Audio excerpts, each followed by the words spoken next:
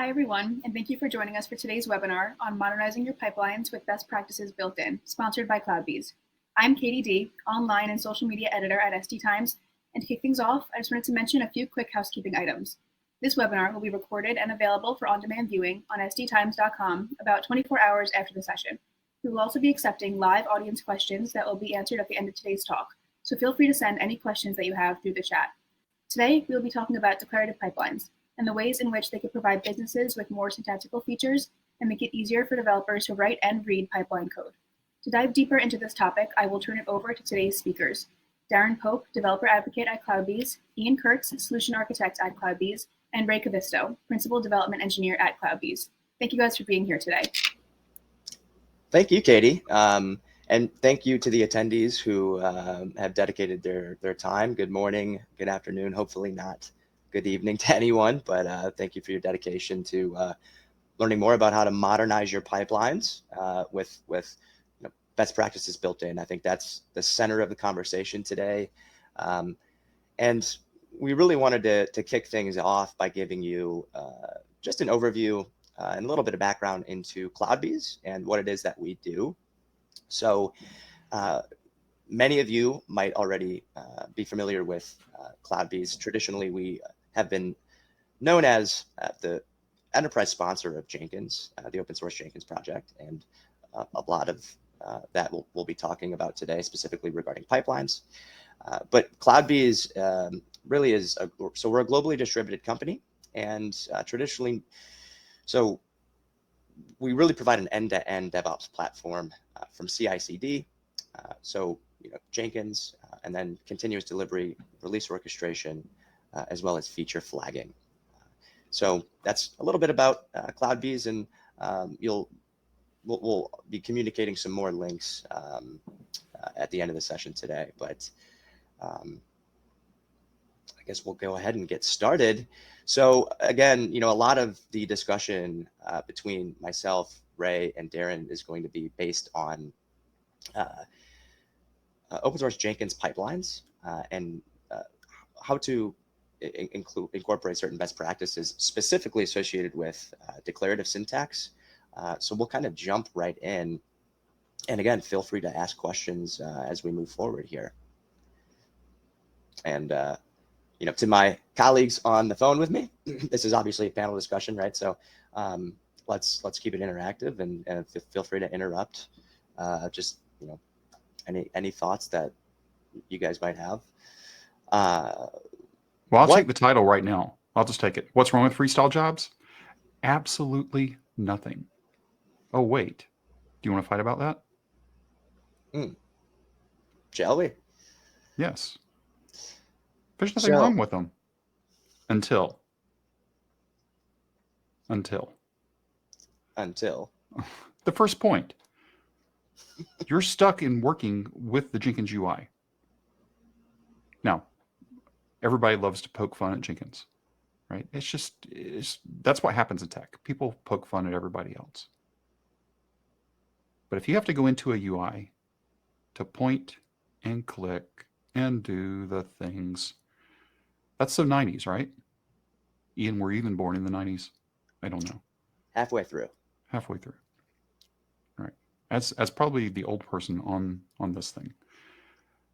Back in the old days, in the 80s or the 70s, we didn't have much choice, or at least we thought we didn't have much choice.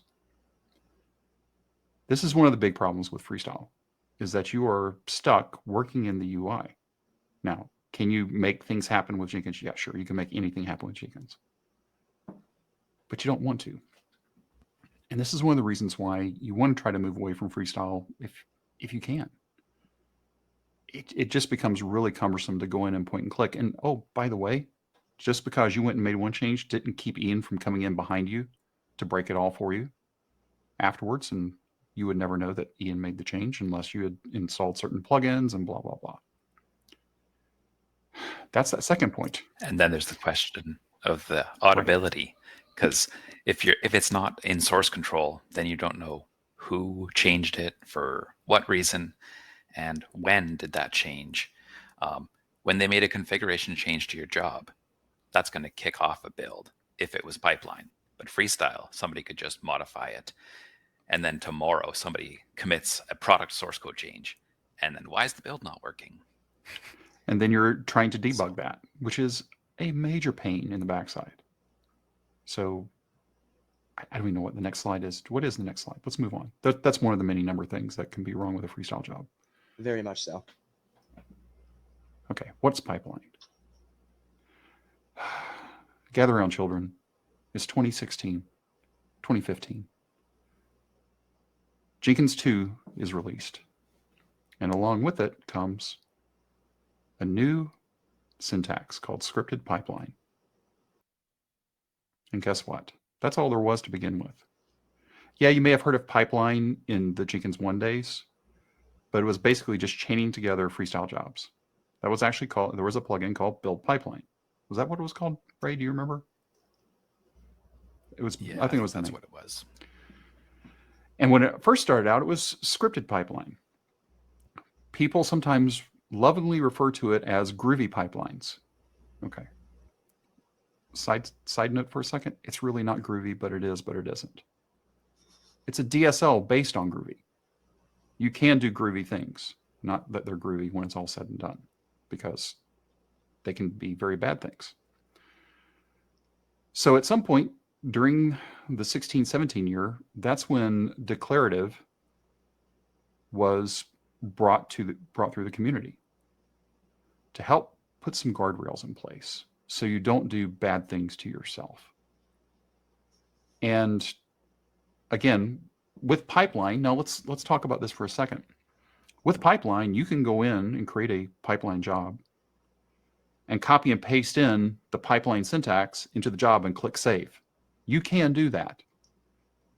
But that's no different than doing freestyle, because then you're still doing everything inside the UI of Jenkins.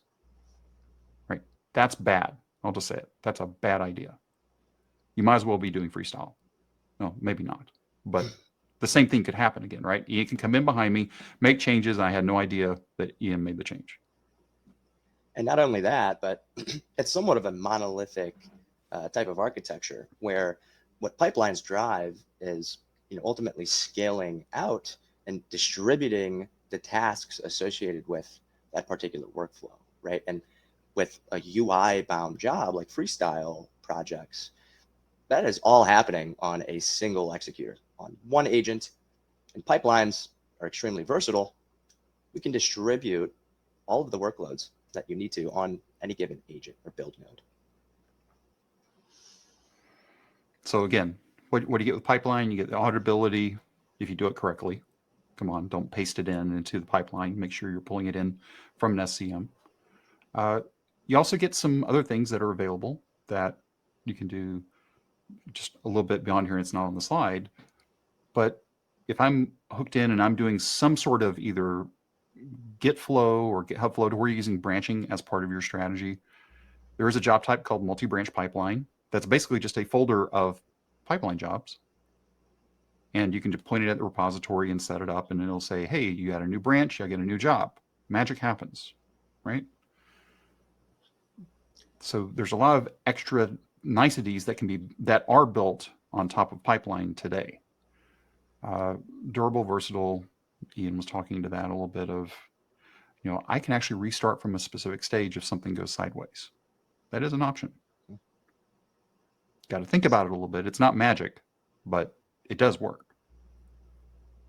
So you're saying even if my controller fails, right, I'm experiencing downtime, that pipeline, any downstream stage within that pipeline would continue to run? As if it's on the agent, yes. And depending on how the durability is set up for the pipeline job, the answer is yes. By default, it is as durable as possible. I can go and kick that controller over, pull the cables out, set it on fire. If I bring it back up, in theory, if everything goes according to plan, it'll pick up right where it left off. Can't do that with freestyle. When a freestyle job is done, meaning either finishes or somebody kicked the controller over and it caused it to fail, it's done. Nothing else in place. And so I think another important thing to keep in mind, right, is the first point, it is a item on your controller. It's a job type. So Darren touched on one of the best sort of methods of using a pipeline, multi-branch projects. There are standalone pipelines, right? And so these are things that live within source control management, your GitHubs, your Bitbuckets, right? And then you can audit these changes. You can enforce almost a GitOps approach to managing these pipelines, right? Me as a developer on Joe Schmo's team, running an e-commerce shop, I simply can't go in anymore and modify that pipeline via the UI. Nope, I have to open a PR, right? So it almost enables, the best practices that you see these days as far as using pipelines.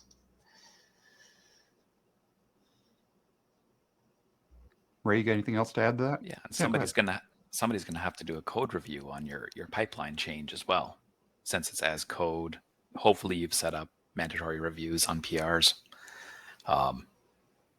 And I guess the other thing about multi-branch is it's not only dealing with the job creation. Hey, I pushed a new branch to my repo, or I opened a PR. It's also dealing with cleanup, because you've merged your PR that cleans up the build, and you delete your feature branch. It also cleans up that build and all the build history. So it kind of reduces that maintenance of cleaning up old things you don't care about. And it's funny, Ray, because we were just talking to someone today about that job DSL that they're using to create freestyle jobs. And that's more of a legacy way of doing things, but they've quickly seen how much technical debt has built up on their controllers. And by the way, when we say controllers, we mean Jenkins masters. It's the updated terminology for the project, and CloudBees has also adopted that. But that can easily build up, and with webhooks and multi-branch pipelines, it takes care of that housekeeping for you. So that's a great point, right? Anything else we need to talk about on this slide, or are we ready to move on? This is the typical thing, people like next slide. Come on. and as if you're watching this live with us, go ahead and put your questions over, and we'll get to them in just a couple of minutes. Using declarative instead of scripted. Do you want to start a fight? This is a real fight for a lot of people. A nasty one. Because at the beginning, when people, as soon as they saw scripted, they thought, hey, great, I have a full programming language to start building out my pipelines. You don't. Scripted syntax, although it looks like Groovy, smells like Groovy, acts like Groovy, it's not Groovy. In some cases, it acts like it, but in reality, it's just a DSL based on Groovy. So there's certain things you can't do at all, and there's a lot of things that you should never do to begin with. And they're both effectively the same subsystem, right? It is. It's the exact same engine under both scripted and declarative syntax. It's the same engine. The goal, right, and this touches on one of the best practices, is, well, first and foremost, Groovy runs on the controller, right? Groovy code is executed on the controller, and there are certain things that you can do to offload that, onto a Groovy interpreter at the agent level. But let me clarify that just a little bit. Yeah. Anything that's written that is not, and this is 99.999% true. There's a couple edge cases. But if what you're running is not inside of an SH, a BAT, or a PowerShell step, all of that thing is running on the controller. Meaning, when I load up my declarative pipeline, I brought it in from a SCM, get normally, and it's going through and parsing that Jenkins file. Well, all of that parsing and all of that conducting, if you will, if you think about an orchestra, all of that's happening from the controller. Actually, not from the controller, on the controller. And once you get into the SH or the BAT or the PowerShell to where you're actually making a connection out to that agent to do the work, all of that other stuff is happening on the controller. And we want to get off of controller as quickly as possible and down onto our agents to where real work can happen. So that touches on, the distribution, right, of the workloads within a pipeline. And then ultimately, the syntax checking. So we're diving into some of the things that you all are seeing on the screen here. The syntax checking, which is extremely nice to have, especially for long running pipelines. You think of a scripted pipeline that might be pulling a certain amount of Maven dependencies and doing a very long automation test. Oh, guess what? Something was wrong with the syntax at the very end of the build, and we don't know that until that particular stage or step is executed. With declarative, that's not a problem. And you think of a good example of that is a Git checkout. Like Darren said, we do that a lot at various different stages. And with the syntax checking built into declarative, we won't have that problem, right? That's vetted immediately as the pipeline is kicked off. Right. And we'll get back to and you get the restartable stages feature in declarative as well. And while it may not be used very often, depending on your environment, sometimes I've worked with customers where they have infrastructure issues that are intermittent. Maybe they have networking problems or an NFS drive that's flaky. And that fails at the end of a 6-hour pipeline or a 2-hour pipeline. And it's just one stage. So you can just rerun that stage if you're using declarative. Scripted, that's not available out of the box unless you're using a Cloudbees proprietary feature for checkpointing. Correct. And I'm sure everyone, or a lot of people, with us today have seen the direct business impact of the failure of long running pipelines, right? It impacts how you, your release cycle, it impacts your build times. It just negatively impacts your software delivery process as a whole. So let's talk about that for a second. Yeah. Ian, how long is a long running pipeline? What length of time? Ray, you're going to get asked the same question. What do you think? Just pull the number out there. Over an hour. Ray, what do you think? Yeah, if it's more than an hour, that's pretty long running. Definitely. What if I say that long running is 5 minutes? Would you push back more on me for that? Well, an hour for you, you may be willing to rerun after an hour and start all over again. I may not be willing to do that because I'm doing releases or doing whatever my process is every 15 minutes. So if something happens longer than 5 minutes, in my case, it's too long. My normal should be 1 minute or whatever it is. What I'm trying to say here is it's all in context. Yes. For some other people, they may say, 24 hours is fine. That's the point, because up to the 24 hours, we can just run it again. We don't care. That's for some people, 5 minutes may be long and they really need it to be shorter. Actually, you're right. Depending on the app, like I have some things I work on that if it's not ready in like 3 minutes, I'm going to dig into logs and figure out like, why isn't it done yet? But there's other things that, so what if it takes 2 hours? We run this once every quarter. Okay, who cares, right? We'll just run it again. It gets down to business criticality. It does. I mean, and that, somewhat touches on the idea of being able to properly visualize this workflow, right? Something you can do with the stage view in open source Jenkins. So you have, context into each stage, what the duration of that stage was. And that's the very nature of declarative syntax. Is it's easy to learn. It's easy to pick up. It's nice to the human eye. And we can't say the same with scripted, but the fact of the matter is you don't want to your developers to spend time troubleshooting the Groovy syntax of a pipeline. Well, this goes back to what I was saying earlier. Our pipeline syntax, however we want to write it, whether it's scripted or declarative, we're going to stay declarative here. What we're wanting to do is we're wanting to get to SHBAT or PowerShell as quickly as possible, because it's in those steps where we're going to be spending all of our time. People ask me this all the time. It's like, okay, well, how do I write this Groovy? I'm so frustrated writing this Groovy. I was like, why are you even bothering with that? I went, what are you trying to do? Okay, I'm trying to run Maven. I'm going to grab the Heroku CLI and I'm going to do a deploy. I was like, okay, so you're going to need Maven, you're going to need Heroku. Okay, well, I'm also building a container image. Using Docker? Yeah, okay, using Docker. Okay, so you got that. Okay, how would you do this without Jenkins? Oh, I'd run this, then I'd run this, and then I'd run this. I went, do you do those three things in that order every time? Yes. Oh, okay. Well, then it's very simple Jenkins pipeline that does stage, SH, stage, SH, stage, SH. If you wanted to even put it in 3 separate stages. Heck, you could even do it in a single stage and have a single SH and run all 3 commands all at once. Well, that, that is exactly, I think, what is a great example of, eliminating duplicate tasks. You see that happen a lot with freestyle jobs, even scripted. That tribal knowledge can really, kill a software delivery process.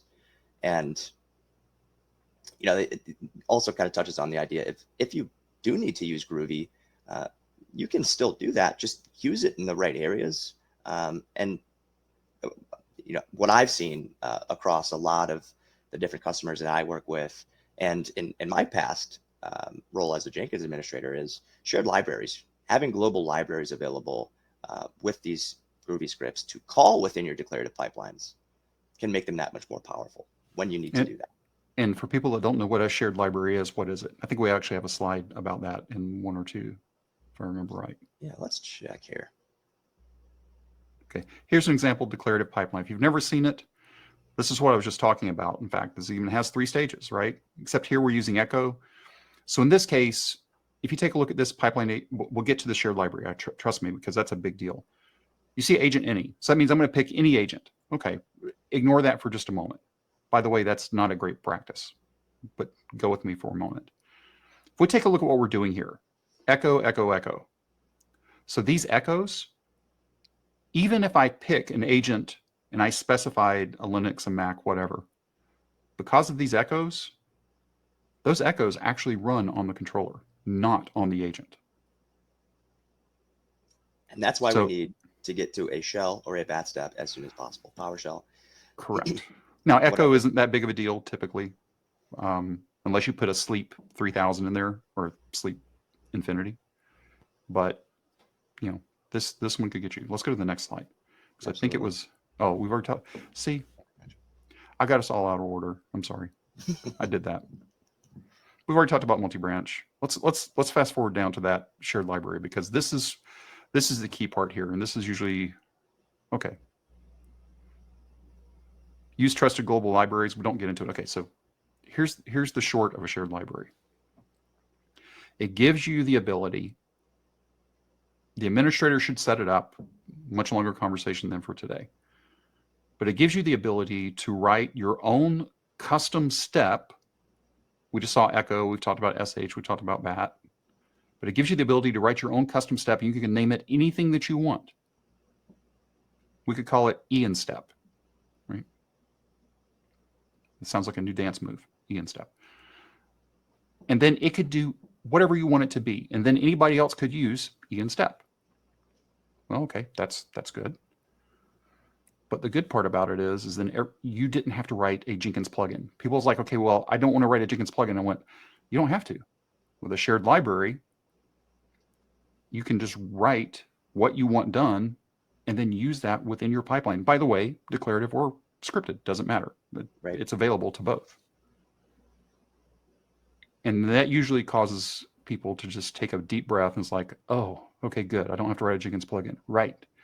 It's pretty rare that you need to write a Jenkins plugin in just writing normal jobs. So let me give you the quick little dance on how I try to explain this to everybody else. Start with declarative. Stay with declarative as long as you can until it starts breaking the edges. Well, how do I know that I'm breaking edges? Well, you can use a script block within declarative.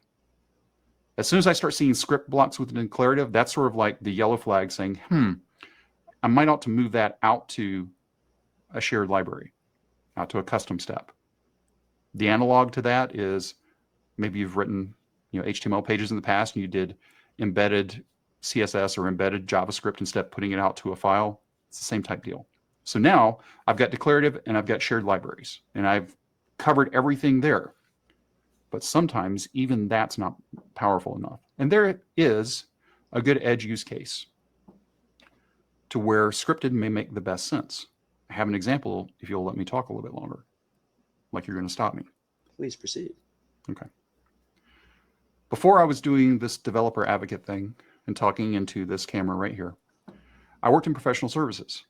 And one of my clients needed to be able to dynamically determine what or how many agents that they could actually use. There was a big pool of agents, and they wanted to go out and scan them all and figure out who's available for work right now. To do something like that in declarative would be impossible. Bottom line. Nothing's impossible, but go with me. But with scripted, it was actually pretty simple because they could go out, query the endpoint that was on every agent. That's how they built it out. That's like, I'm available, I'm not available.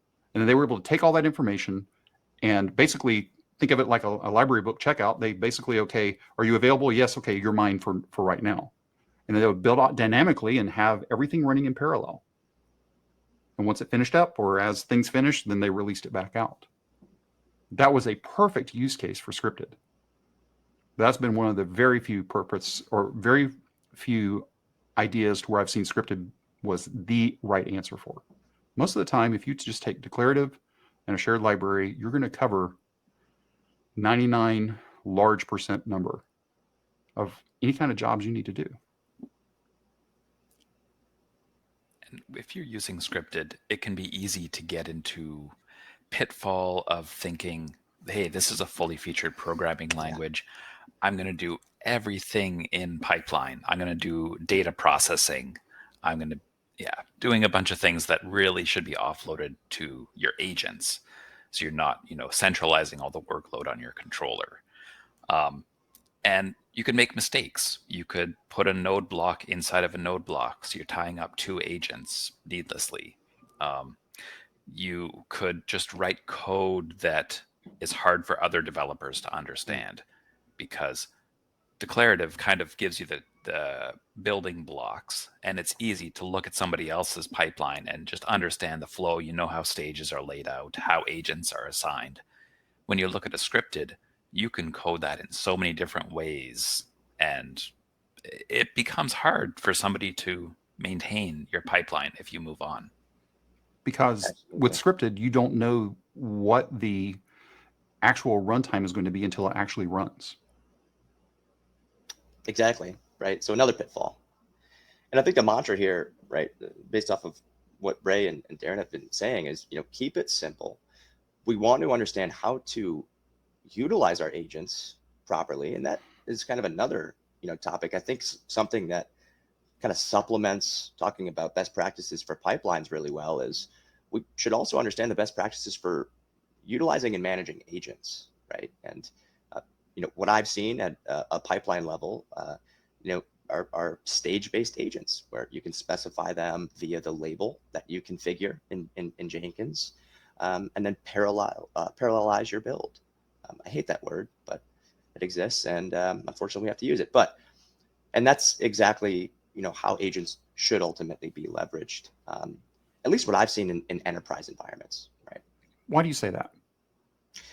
I say that because we need our builds to happen as fast as possible. We need to distribute the right tasks to the right location. And each agent should have the software that I need for that stage.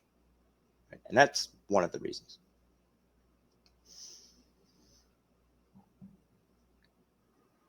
Okay, I'll go with this next point. Shifting left. Aren't we all tired of hearing shift left? Especially if we're the ones doing the work. Look, we're the ones on the left. Yeah, it starts with us and it ends with us, and that's okay. But if we can get things moved further left, the great one here is security always, right?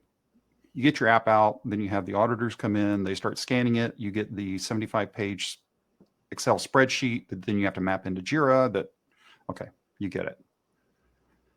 But the more that we can move those things left, to where hopefully that spreadsheet ends up being maybe a page, because we're catching it on the fly using tools that are now available that we didn't have 10, 20, 30 years ago that can make our lives easier. Yeah, we want to move that stuff as left as possible and hopefully have it as automatable as possible. So we're actually not doing any extra work. It's just another step in our, whatever we're using, Maven or Gradle or NPM or whatever, it doesn't matter.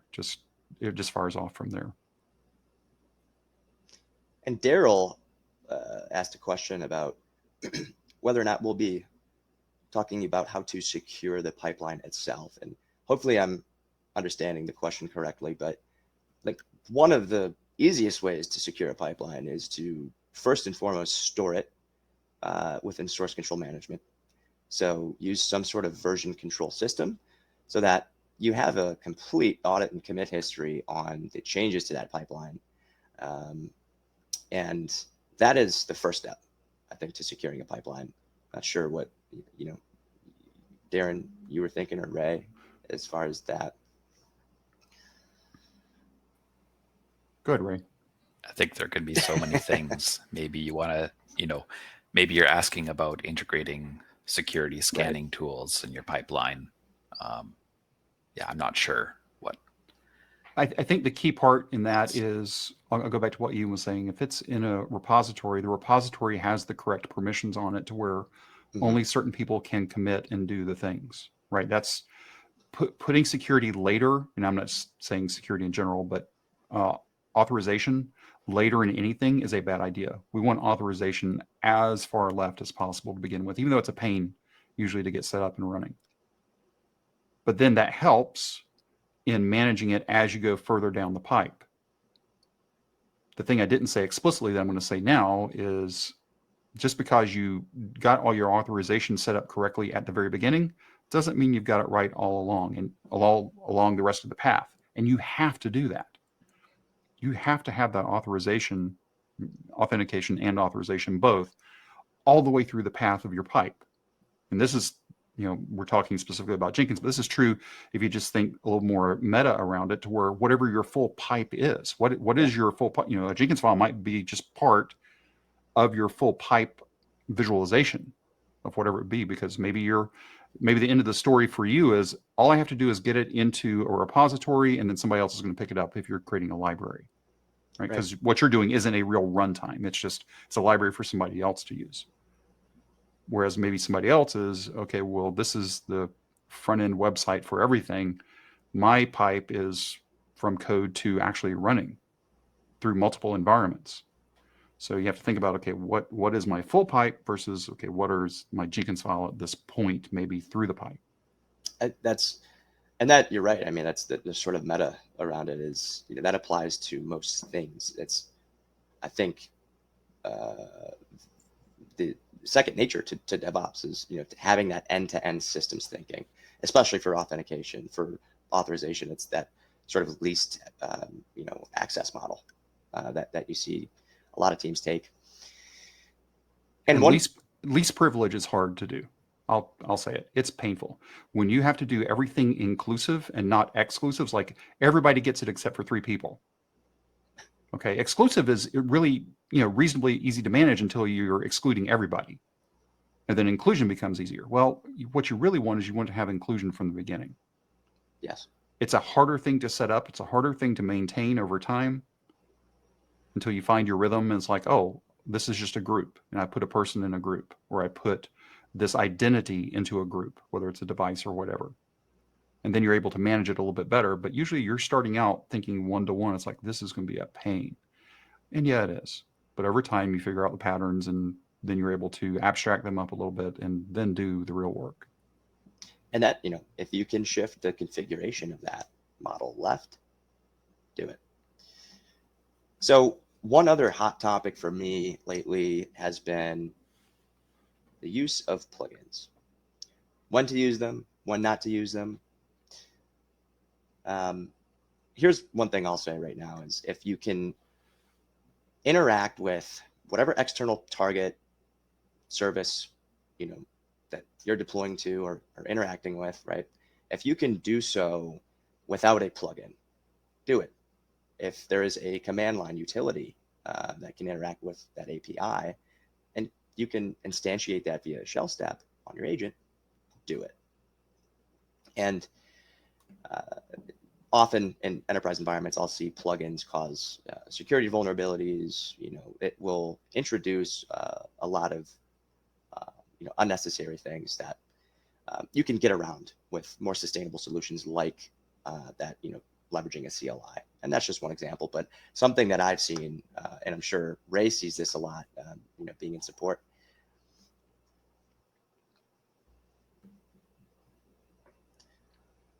I think with that as well, we were talking about going left. If at all possible, if you're using Jenkins, when you're setting up your controller and you go through the installation process, there's an install suggested plugins. I recommend using install suggested plugins. And if you ever have to install another plugin, there's a good chance you're doing something wrong. Not that you are, but that should be just sort of like what I was talking about with the script inline earlier. If I have to install a plugin to do something that isn't available within the suggested block by the Jenkins community, what am I really doing? Because as Ian was saying, if there's a CLI available, I can use that CLI. That takes me back to what we're talking about with what our pipelines look like earlier. I want to get to SHBAT or PowerShell as quickly as possible. It's like, well, I can't test my full pipeline. Okay, but you can test this one step and figure out what are the parameters I need to pass. Which one of these things are credentials or not credentials? I can do all that in isolation outside of my Jenkins controller. And then when I give this line to my Jenkins controller inside of an SH step, then I have full confidence that this step I know works in isolation. Then if it blows up, then it means that there's an integration problem. And I'm okay debugging that, but I know that it's not the thing blowing up. I just know that it's the Jenkins calling the thing that's blowing up. And those are a lot easier to resolve knowing that, well, I know it works over here.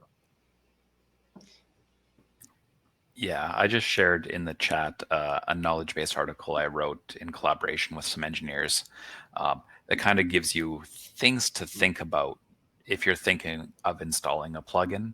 Like, do you have support from somebody?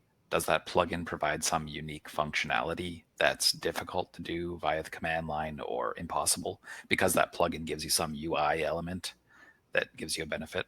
So there's a lot of factors, and it's kind of beyond what we were planning on talking about this webinar, but I'd recommend check that out or reach out to us. I'll give you another tip on that too, is if the plugin that you're considering to install is helping integrate with a service or a product or project from another provider. I'll take an example here. Let's say that there was, and I can't remember everything that's off the top of my head. Well, let's say it's a plugin. Oh, somebody save me because I don't want to say the wrong thing. Let's say I'm integrating with a service called Foo, and that service, it's a SaaS, or I can self-manage it in-house, whatever, doesn't matter. But the Jenkins plugin isn't maintained by the people doing Foo. I would be very hesitant in doing that because maybe Foo doesn't provide a CLI, but they've got an API. So somebody, just out of kindness, wrote a plugin to interact with the API. But that person is not associated with that company. And then all of a sudden, that person goes away. They get bored. They're not doing anything else. And now that plugin is now setting in a very bad situation. And you are dependent upon it. You're asking for trouble. You're asking for trouble. And that's where I would say, okay, now maybe that's where you talk to the people at Foo, and Foo writes a CLI. And now there's a CLI available, and off you go. Or they decide, no, we're not going to write a CLI. Well, then I would say to you, you should write your own CLI to interact with Foo. And that's okay. Absolutely. And a lot of this, right? So what we see here, a lot of what we've just sort of discussed and walked through, these best practices that you can implement, a lot of that is going to be made possible, in a long-term sustainable way with declarative syntax. Start small, keep it simple, and know what your use cases are. Wait, go back one. I want to go one more. that fifth point, wrapping inputs and timeouts. If you're not familiar with this, and this is actually one more thing specifically around inputs, you should never do an input inside of an agent, because if you've got a handle to that agent and you do an input, by default, inputs wait for infinity. That means forever, just in case you don't know what infinity is. So let's say I had a single agent, a single Mac connected to my controller that multiple people use, but I put an input there and then I go on vacation for 3 weeks. I've already got that controller checked out, and now input is setting inside of that, excuse me, I have that agent checked out. I'm using that agent within my pipeline, and I've got an input there sitting. Nobody else can use it. Game over. So you always want to have a reasonable timeout. Now, what is a reasonable timeout to you? This goes back to what we were talking about earlier. How long is a long running pipeline? You all said an hour. I said 5 minutes. Well, what is a reasonable timeout? Depends.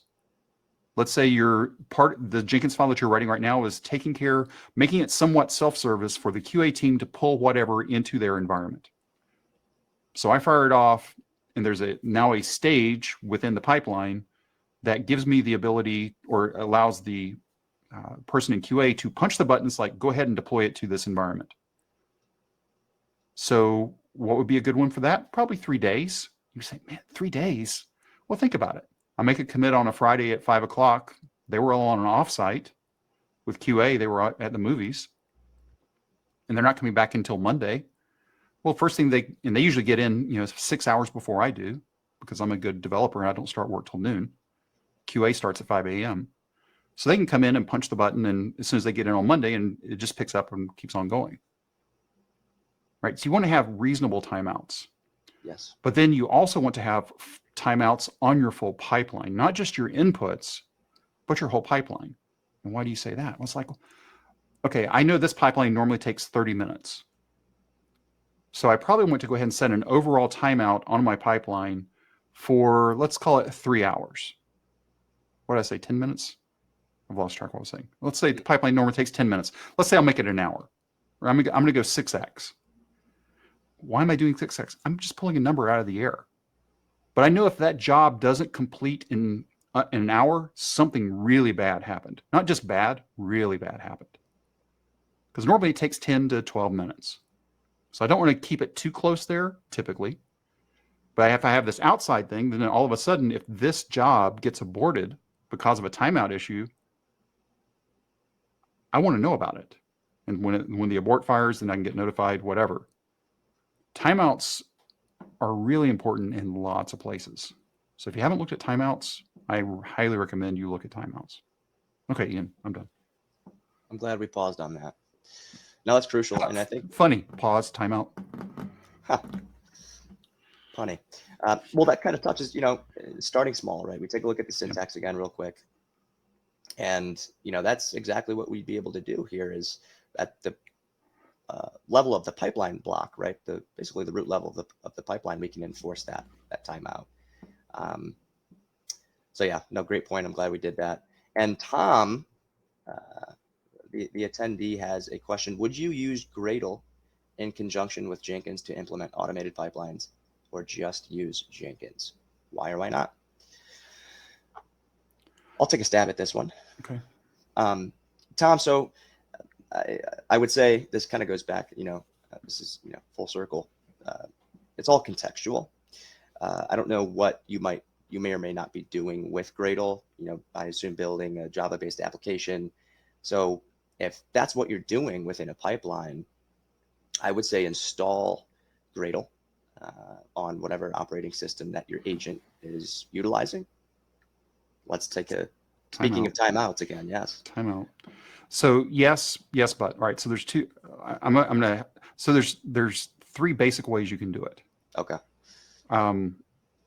If you're using Kubernetes or Docker or some sort of container runtime, use the Gradle image, right? And we're not going to get into the details of that, but you pick the version of Gradle you want to use. That's number 1. What Ian was just saying, install the specific version of Gradle onto the agent. so you can use that version of Gradle. There's actually, I did a video about how to use Gradle to build. I can't remember the exact title. If you go back into CloudBees TV, which we'll see a link for that in a moment, you can find where I talk about there's numerous different ways you can set up Gradle. The third way, which is my preferred way, even though it could be slower at actual build time, is I use Gradle W. Just like how you have Maven W, I use Gradle W just because I don't want to know. I mean, I don't mind downloading stuff, and I'm thinking if I've got static agents, that's what I want to use. If I'm using Kubernetes, I'm going to use an image. But then you get to the point of, well, I can't use just the base image from Gradle because X, Y, Z. Maybe you have to bake your own, whatever it is. So, if I'm using static agents of some sort, I'm probably going to use Gradle W. But Gradle W, in my opinion, gives you the most flexibility in how you want to use Gradle. That's my take on it. I'm glad we did the timeout because that honestly reminded me of another way you could do that, right? Is utilize the Gradle image, especially if you're doing things in Kubernetes. You can define that entire resource within a global library, right? Correct. So very contextual, but to Darren's point, there's a lot of different ways to skin that cat. There's even the pipeline step called tools that can install tools. It's maybe not the best practice.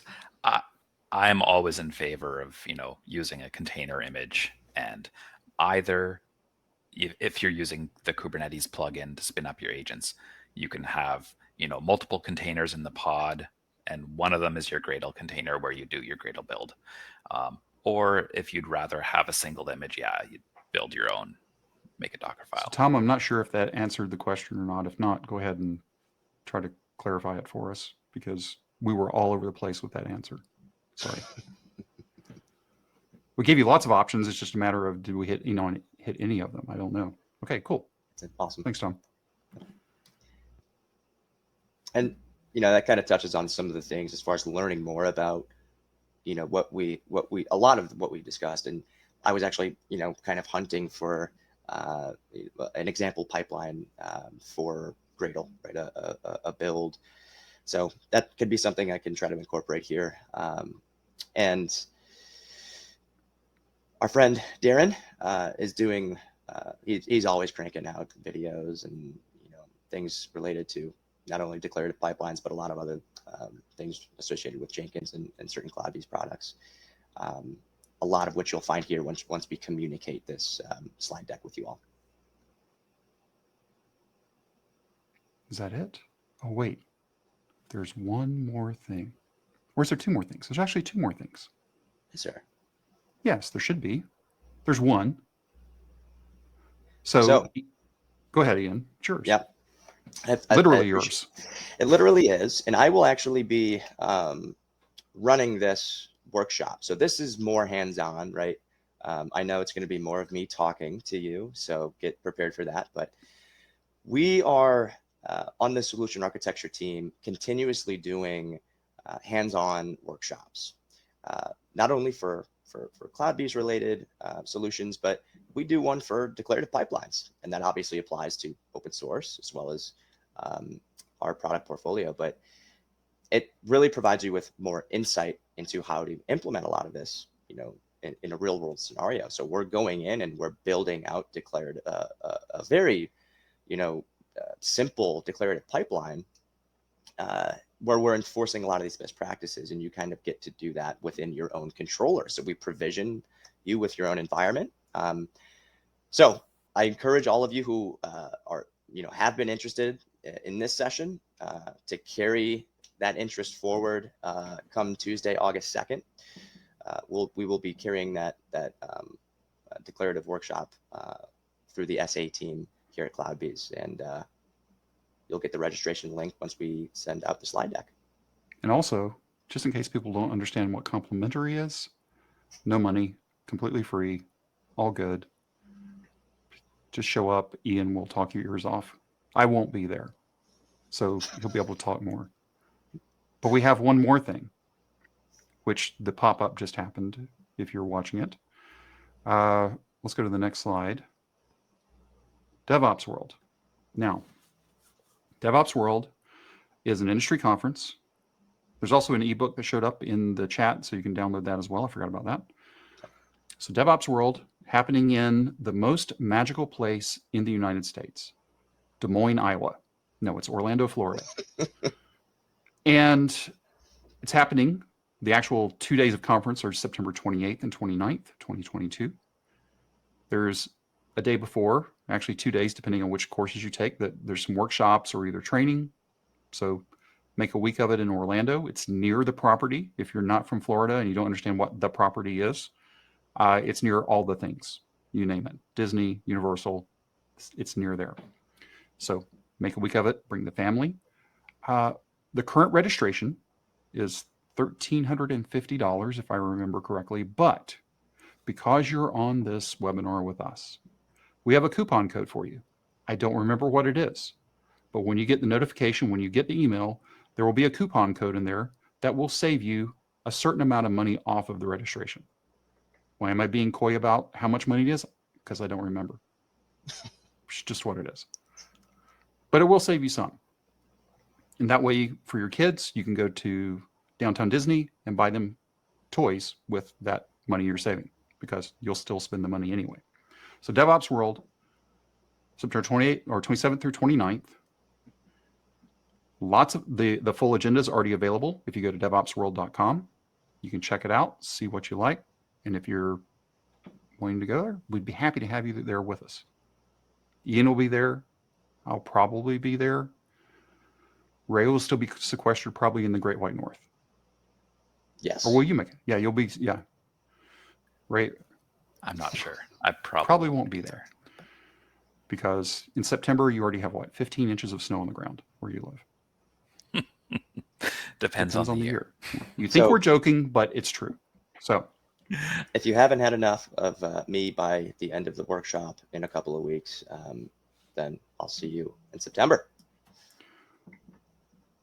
Cool.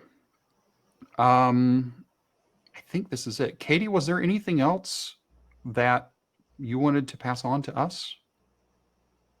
Did you capture anything else? I mean, we've rambled a lot. We're actually pretty good at that. Yeah, if you guys are all good, then I think that we are all set here. Okay. Did we miss any of the questions? I think we got all the questions that were from chat. Questions in the chat you guys touched on already. Okay. For anybody, we still have a few minutes. Definitely. If you have some questions, I mean, we can talk NBA, we can talk NFL, or we can talk Jenkins pipelines. Which would you prefer? Oh, wait, NASCAR too. All right. So I do have one question for you guys.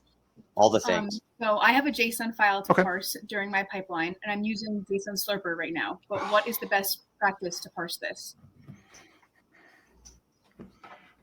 Ray, this one is yours.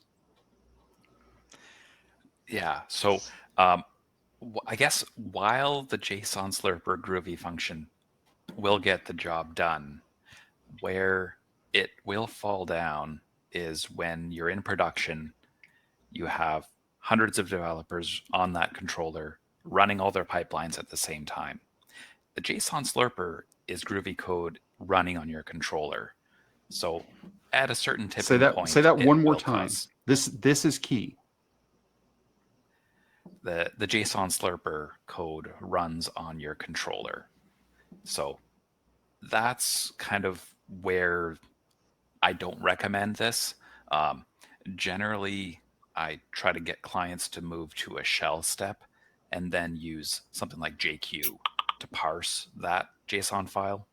And then you can use the return standard out function. It's an option to the shell step, so that the standard out from the shell command gets returned back, and you can save it in a variable, and then you can continue on and use that somewhere else.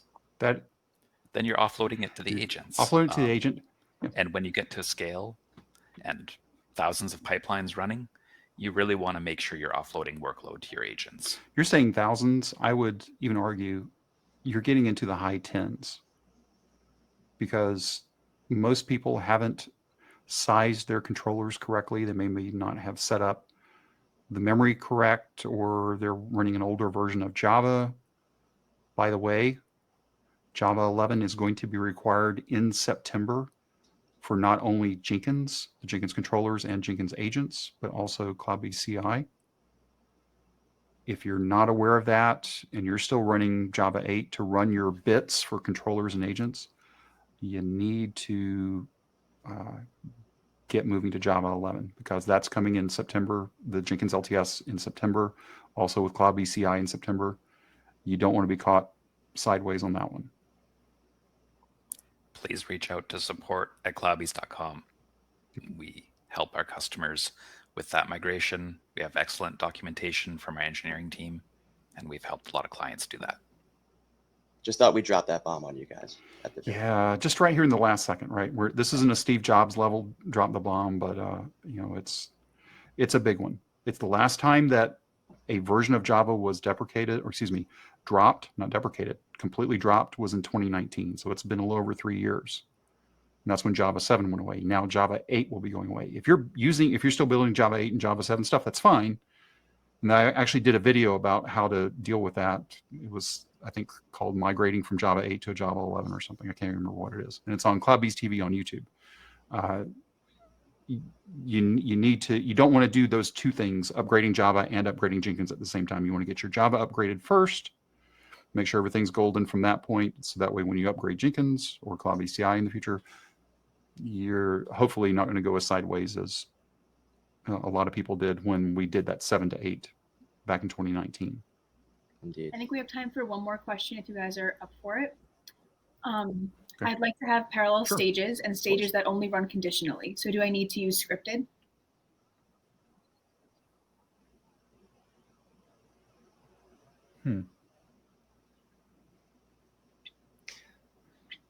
Not really, but it depends. I think- It's the need. The need word is what throws that one off. I think what you want to be able to do is to, again, if you want all of the steps within a stage to, and you know what, let's pause, let's do another timeout and say we have a nested stage, right? So then you're getting into the land of, maybe I do have multiple conditionals. I think, declarative will allow you to utilize something like the when directive, right? Mm-hmm. One time across those nested stages so that you're not duplicating that task. So it Well, depends. I think that's all we have time for. For most people, the parallelism and the when conditional will get what you want done. So, All right. I think that's all we have time for today. Thank you guys so much for your presentation. It was really great. And thank you to our audience for joining us. As a reminder, the webinar will be available for on-demand viewing in about 24 hours. And with that, I think we are all wrapped up, unless you guys had any closing points you wanted to mention. Yeah, thank you. Thanks, Katie. You kept us on track. And we still finished almost on time. Good, really good. That's good. Thanks, everyone. thanks everybody for coming.